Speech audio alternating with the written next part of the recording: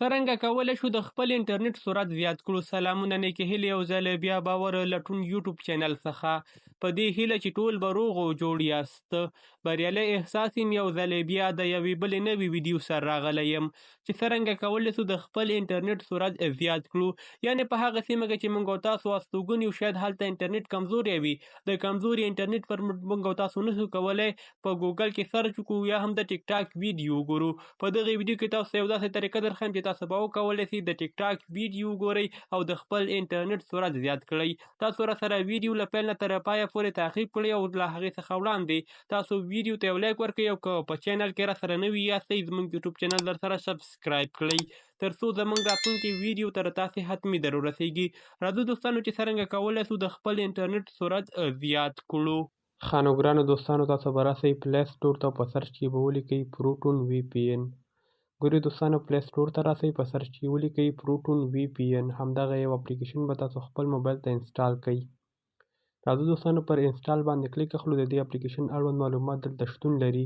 دغه اپلیکیشن تقریبا 10 میلیونو وګړو ډاونلوډ کړی ده. تاسو لیدلی شئ دوستانو ډاونلوډ اپشن 10 میلیونو خلکو دا ډاونلوډ کړی ده او اوس مهال یې هم ډاونلوډینګ روان ده. راځو دوستانو، موږ په انسټال باندې کلیک واخیسته، دغه اپلیکیشن موږ ته انسټال شو. راځو پر اوپن باندې کلیک اخلو. کله چې دوستانو تاسو دغه اپلیکیشن اوپن کړئ، په دې کې به تاسو خپل ځان دپاره یو اکاونټ جوړوئ. په دې ځای کې تاسو راسئ، په کنټینیو از ا ګیسټ همدغه اپشن به تاسو کلیک کړئ. د دې د کلیک کولو وروسته موږ او تاسو سره چې کومه صفحه مخته راځي هغه به تاسو سکیپ کړئ. په ناټ نو باندې کلیک واخلئ.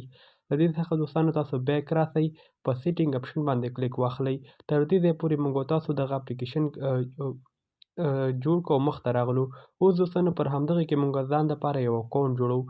کریټ ان اکاونټ باندې کلیک واخلئ. تاسو به خپل د موبایل یو فعاله ایمیل په دې ځای کې ولیکئ، هغه ایمیل ادرس چې تاسو سره موجود ده پر موبایل کې. ګورئ دوستانو، کله چې تاسو پر دغه اپلیکیشن کې یو ځل اکاونټ جوړ کړئ، نو په دوهم ځل که چیرې تاسو دغه اپلیکیشن اوپن کوئ، نو بیا دوستانو تاسو څخه ایمیل یو څه هم نه غواړي. یعنې خاص ور باندې کلیک اخلئ، په اتومات ډول دا کنیکټ کیږي. دغه کوډ دوستانو زموږ ایمیل ته راغللو، همدغه وریفای کوو تر څو زموږ اکاونټ پر دغې اپلیکیشن کې جوړ شي. دوستانو تاسو لیدلی شئ د دې ځای کې تاسو څخه یو پاسورډ غواړي، پاسورډ به هم ورته ورکړئ. زموږ اکاونټ دا دی دوستانو تر دې ځای پورې جوړ شو.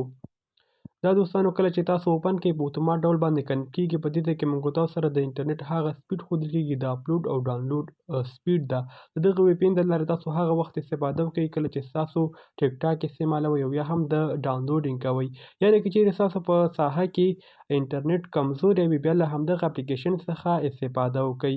د ټیک ټاک دپاره هم تر ټولو غوره وی پي این د تاسو کولی شئ د ټیک ټاک دپاره یې وکاروئ او د ټیک ټاک ویډیوګانې پرې باندې وګورئ. دا و دوستانو چې څرنګه کولی شو د خپل انټرنیټ سرعت زیات کړو.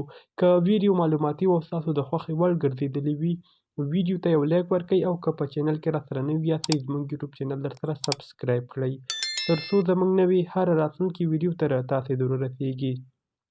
همدارنګه که چیرې له تاسو سره کومه غوښتنه وي په کمنټ کې ولیکئ او یا هم په دغه اپلیکیشن کې که چیرې تاسو خپل ځان دپاره اکاونټ نسو جوړولی، کمنټ وکړئ. انشاءالله معلومات به تاسو ته درکړم چې ولې اکاونټ نه جوړیږي او همدارنګه کومه بل پوښتنه درسره وي کمنټ وکړئ، ځواب به یې ترلاسه کړئ.